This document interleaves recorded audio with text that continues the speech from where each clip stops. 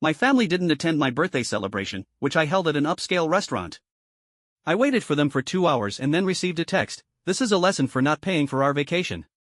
So I blocked their numbers. I stared at the email for a good 5 minutes, not quite believing what I was seeing. After 5 years of late nights, cancelled weekend plans, and endless spreadsheets, I'd finally gotten the promotion from mid-level manager to senior project director with a salary increase that made my eyes water. I, Selma, had finally made it. My phone buzzed. It was Mom. "Hey, are you coming for dinner tonight?" Dad made his famous pot roast. I hesitated. Family dinners weren't exactly my idea of celebration, but I hadn't seen them in weeks. "Yeah, I'll be there around 6. "Perfect. See you then, honey." I hung up and smiled. Maybe this would be nice. I could share my good news, and for once, maybe I'd be the center of attention instead of the twins. Jared and Eliza had always been my parents' pride and joy. 8 years younger than me, they'd stolen the spotlight from the moment they were born. While I was working through college, they were getting straight A's in high school. While I was starting my career, they were the stars of their university. Now they were fresh college graduates, still living at home, still the golden children. I pulled up to my parents' modest suburban home at 6:15. Dad was in his usual chair, watching TV, Mom was setting the table, the twins were glued to their phones. We sat around the table, passing dishes back and forth. Dad talked about his part-time job at the hardware store, Mom mentioned something about her book club, Eliza complained about job hunting, and Jared scrolled through his phone under the table. "So," I said during a pause, "I have some news." 4 pairs of eyes looked at me with mild interest. "I got promoted today. Senior project director. It comes with a pretty big raise, too." The reaction was unexpected. "That's wonderful, honey," Mom exclaimed, reaching over to squeeze my hand. "About time they recognized your talent," Dad added, looking proud. Jared and Eliza exchanged glances. "Way to go, sis," Jared said, giving me a fist bump. "That's awesome, Selma," Eliza added. "Does this mean you're buying dinner next time?" We all laughed, and for the first time in years, I felt really seen. "Tell us about the new position," Dad prompted, actually putting down his fork to listen. For the next 20 minutes, I talked about my job, my team, the big project we were starting. They asked questions, they seemed interested. It was like I'd stepped into some parallel universe where my achievements mattered to my family. As I drove home that night, I felt lighter than I had in years. Growing up, I'd always been the responsible one, the one they called when they needed something, money for bills, help with the twins' college tuition, a new refrigerator when theirs broke down. I never minded helping, not really, but it was nice to be acknowledged for something other than my checkbook. The next few weeks were a blur. I threw myself into work with renewed energy. My team was incredible, smart, dedicated people who were excited about our new project. If we pulled it off, it would mean millions for the company. Then the calls started coming. "Selma, honey, can you help us with the property tax bill? It's higher than we expected this year." "Hey, sis, my laptop died. Can you spot me $200 until I find a job?" "Selma, dear, the car needs repairs. Your father's hours got cut again." Each request was reasonable, each amount was manageable. And each time, I transferred the money without hesitation. They were my family, after all. The twins started texting me regularly, which was new. They'd never shown much interest in my life before. Now they wanted to know how my day was, what I was working on, if they could come over for dinner. "Your place is so much nicer than Mom and Dad's," Eliza said one evening, sprawled on my couch after demolishing the pasta I'd made. "Yeah, and your fridge is always full," Jared added, helping himself to another beer. "Must be nice having all that money," Eliza said, examining her nails. I laughed it off, but something about her tone made me uneasy. "I work hard for it," I reminded them. Sure, Jared said, pulling out his wallet. "Speaking of which, can I borrow $100? Car insurance is due." I handed him the cash without comment. What else could I do? They were family. 3 months into my new role, we completed the big project ahead of schedule. The client was thrilled, the company made a fortune, and my team got the recognition they deserved. I received a substantial bonus, enough for a down payment on my own place. That night, I opened a bottle of wine and called my realtor friend, Derek. "I want to buy a place," I told him. "Something in the city. Good neighborhood, nice layout. I've got enough for a decent down payment now." "About time," Derek said. "Let me see what I can find." I didn't tell my family about my plans. I wanted it to be a surprise, something to celebrate. For once, I'd be putting myself first, and I couldn't wait to see their reactions. For the next month, Derek sent me listings almost daily. Some were too small, others too far from work, and many were way outside my budget, even with the bonus. But finally, he found it, the perfect apartment in the heart of downtown. "It's got everything you wanted," Derek said as he unlocked the door. "2 bedrooms, open layout, and check out that view." I walked to the windows and gasped. The city skyline stretched before me, glittering in the afternoon sun. The kitchen had gleaming countertops and new appliances. The master bedroom was spacious with a walk-in closet. It was everything I dreamed of. "What's the catch?"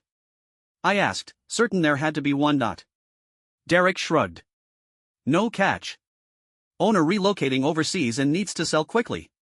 If you want it, we should move fast." I signed the paperwork that afternoon, using my bonus for the down payment and securing a mortgage for the rest. For the first time in my life, I owned something substantial, something that was just for me. Meanwhile, the calls and texts from my family continued to increase. "Selma, your father's back is acting up again. We need to hire someone to mow the lawn," Mom said one evening. "How much?" I asked automatically, already reaching for my banking app. "Just $300. You're such a good daughter." 2 days later, Jared texted me asking for money to fix his car. The day after that, Eliza needed cash for a job interview outfit. Each request came with effusive thanks and promises to pay me back someday, promises we both knew they wouldn't keep. I didn't mind the money requests too much, not at first. I was making good money, and I liked feeling useful. It gave me a sense of connection, as if I mattered more when I could offer something. But a quiet discomfort had begun to settle in, one I tried to push aside. Saturday morning, I woke up filled with excitement. I was going to tell my family about the apartment. I imagined their reactions: surprise, joy, maybe even a little pride in what I'd accomplished. I baked lemon squares, Mom's favorite, and packed the folder with photos and documents, unable to stop smiling. When I arrived, the house was quieter than usual. Dad was asleep in his recliner, the TV murmuring low. Mom sat at the kitchen table, sorting through bills with a deep crease between her brows. "Where are Jared and Eliza?" I asked. "Out with friends," she replied. "Should be back for dinner." I helped her in the kitchen, chopping vegetables while she marinated chicken. We made small talk, book club updates, a neighbor's new dog, the weather. Dad eventually woke up and joined in, describing a project he was tinkering with in the garage. It almost felt like a real family day, normal, uncomplicated. The twins breezed in at 6, bringing noise and a gust of cold air. They were arguing about something trivial, only vaguely acknowledging me. Dinner was served, and the table filled with the usual banter. I waited for a quiet moment. "I have some news," I said, carefully pulling the folder from my bag. "I bought an apartment." The table went still. I could hear the heater click on in the background. "You what?" Dad asked. "I bought a place downtown. 2 bedrooms, great view. I used my bonus for the down payment. I move in next month." I passed around the photos, waiting for the smiles, the congratulations, but instead I got silence. Dad glanced at Mom. Mom's expression was unreadable. Jared's fork hovered midair. Eliza's mouth twitched into something that might have been a smirk. "Don't you think," Dad began slowly, "that you should have consulted with us first?" I frowned. "Consulted you? Why would I need to do that?" "Because we're family," Mom said. Her tone was soft, but edged. "Families make big decisions together. But it's my money. I earned it. That bonus could have been put to better use," Dad said, pushing his plate away. "The roof still leaks, and Jared is trying to pay off those school loans." I blinked. "I've been helping you all for years. I paid for half the twins' tuition. I send you money whenever you ask." "And we're grateful," Mom interrupted, though her voice suggested anything but gratitude. "But this seems selfish, Selma." That word echoed in my mind. Selfish. For buying my own home. For taking a step forward in life. Jared was staring at his phone again. Eliza picked at her nail polish. No one would meet my eyes. I didn't know what to say. The rest of dinner passed in stilted silence. I tried to revive the conversation, asked about their week, brought up a new movie. Each attempt met with one-word answers or no response at all. When I stood to leave, no one got up. "I guess I'll see you later," I said, clutching the folder against my chest. Dad didn't look up. Mom gave a quiet nod. The twins remained seated, unmoved. Driving home, tears blurred my vision. I kept thinking, what did I do wrong? All I had done was make a smart financial decision. I wasn't asking for applause, just a little support. But as the city lights blurred past my window, something clicked. Maybe I had always been the dependable one. The one who paid the bills, gave rides, sent birthday gifts, helped without being asked. Maybe they didn't see me as a person, but as a source, a faucet that always ran. 3 days passed with no contact. No texts. No missed calls. It was the longest I'd gone without hearing from them in months. And even though part of me felt free, another part ached. I missed them.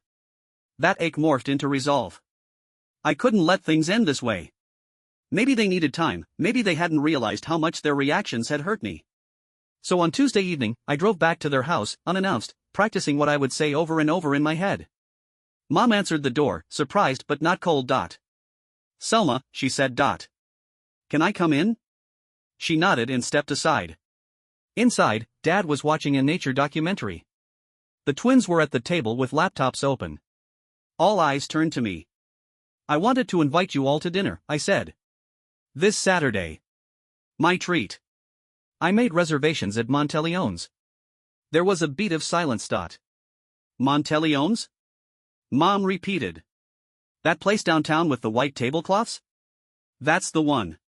7 o'clock. Well, Dad said, sitting up straighter. I suppose we can be there. Eliza and Jared exchanged a quick glance. Of course, Mom added. That's very thoughtful of you. That Saturday, I took extra care getting ready. I wore a dress I'd been saving for a special occasion and even had my hair styled. I arrived 15 minutes early to the restaurant and let the hostess guide me to the private room I'd reserved. I ordered a glass of champagne and waited. 7 came and went. Then 7:30. By 8, I'd finished my third glass and called each of them twice. No answer. At 8:30, the waiter came by, hesitating. Miss, would you like to order? The kitchen is beginning to close. Just a few more minutes, I said, smiling tightly. They'll be here. But I already knew. By 9, I paid the check for the empty room, left a tip, and walked to my car, each step heavier than the last. Sitting behind the wheel, I checked my phone again. A single message from Mom had come in. My hand trembled as I opened it.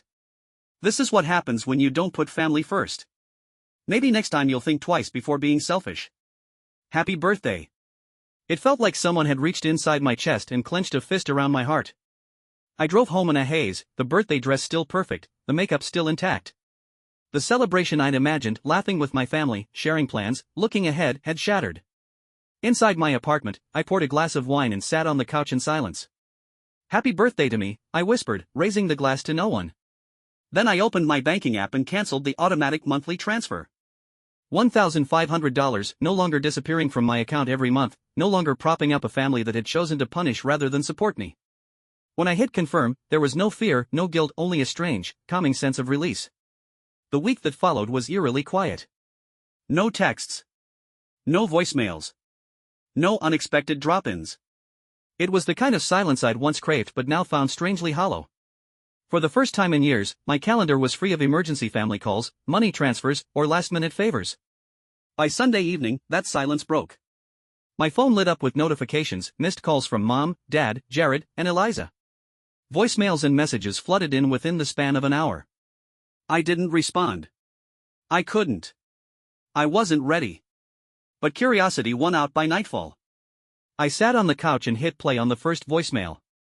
Selma, it's Mom. The money didn't come in this month. Must be a mistake. Call us.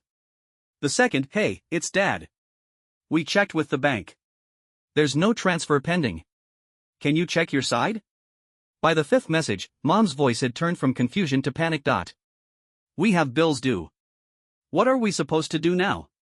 You've always helped us. Please call. At 10 p.m., I gave in and called back. Mom picked up on the first ring. Where have you been? We've been trying to reach you all day. The money. I canceled it, I said. My voice was calm, even. There was a pause. Then, you canceled it? I'm not sending money anymore. Selma, she said softly, as if trying to be gentle, we need that. We're behind on everything. The twins are still looking for work. We have no other options right now. You deliberately skipped my birthday dinner, I said. You left me sitting alone in a restaurant and then sent a message calling me selfish. And now you expect me to keep supporting everyone like nothing happened? It was just a reaction, she said. We were upset. We didn't mean for it to hurt you like that. But it did, I replied. And more than that, it opened my eyes. You're part of this family, Dad cut in suddenly, his voice stern through the background. And families don't abandon each other over one bad night. No, I said, keeping my voice steady. Families don't manipulate or guilt trip. And they certainly don't teach lessons through humiliation. Mom sighed, a long, exhausted sound. You're our daughter. You've always been the strong one. We've just come to rely on you. And that's the problem, I said. You never tried to make things easier for yourselves. It was always me stepping in. I hung up before they could respond. Then I blocked all their numbers and their social media accounts. For the first time, I had no path for them to reach me. The following day, I notified building security and the front desk at work. I told them to call me immediately if any family members showed up. I wasn't expecting a dramatic scene, but I didn't want to take the chance. 2 days later, Dad appeared at my office lobby. Tell her father is here, he said to the receptionist. She called me. I declined. He waited for an hour before leaving. The next day, Eliza stood outside my apartment building, waiting. I took the back exit and went to work through the garage. She was still there when I got home that evening, her arms crossed, her expression tense. I walked past her. She didn't speak. Over the next few weeks, I heard through cousins and distant relatives that things were difficult back at the house. Dad had picked up extra hours at the store. Mom had started selling baked goods online. The electricity had been shut off for a week due to missed payments. Jared and Eliza had started applying for local jobs, finally realizing that their degrees weren't magical keys to instant success. I should have felt something: regret, guilt, maybe even satisfaction. But what I felt was clarity. I hadn't caused their situation. I had just stopped masking it. 6 months went by without any direct contact. I focused on work, building out a mentorship program for my team and leading another successful project. I furnished my new apartment room by room, taking pride in each purchase, each personal touch. Then, one gray Thursday in early spring, I opened my mailbox and found an envelope. No return address. But I recognized Mom's handwriting right away. Inside was a birthday card, months late, soft yellow, with sunflowers on the front. I opened it slowly. Selma, we're sorry. We miss you. Please call us when you're ready. Love, Mom and Dad. There was no mention of money. No guilt. Just those 3 lines. I held the card in my hands for a long while, sitting on the edge of the couch, unsure how to feel. I placed it in my desk drawer. Maybe someday I'd call. Maybe not. That week, I attended my first therapy session. Therapy was something I had put off for years. It always seemed like a luxury for people with real problems, grief, trauma, complicated diagnoses. But after everything that had happened with my family, I realized I needed a place to unpack years of quiet resentment, exhaustion, and confusion. My therapist, a gentle woman named Margie, didn't rush me.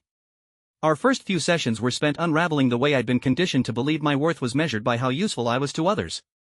She helped me notice patterns, how I always anticipated needs, how I bent backward to avoid disappointing people, how guilt followed me like a second shadow. You learned early that love was given to you when you performed, she said during our third session. When you sacrificed, they responded. But what happened when you stopped performing? They disappeared, I said. They punished me. That doesn't sound like love, she said softly. That simple truth sat with me long after I left the office. Months passed.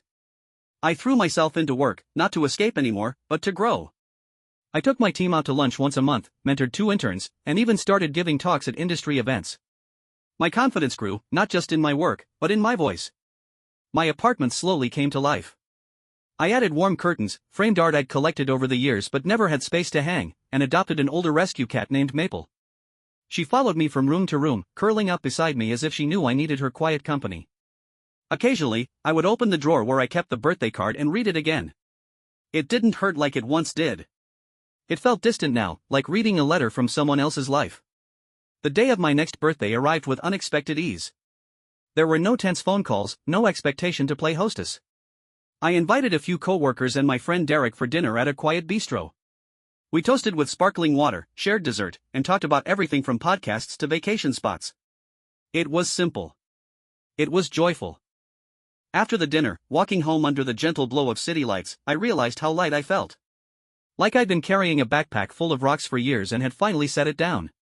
A week later, I received another envelope in the mail. This time, the return address was printed.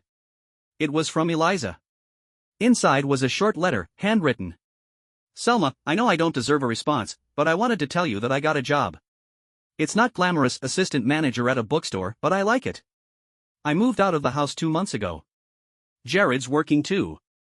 He's part-time at a tech help desk. Mom and Dad are adjusting. I just wanted to say that I understand now. All those years, you carried us. We never thanked you properly. You didn't deserve how we treated you. I hope you're happy. You deserve to be. Eliza. There was no ask for money. No passive-aggressive jabs. Just acknowledgement. I didn't respond right away. I let the letter sit on the counter for a few days.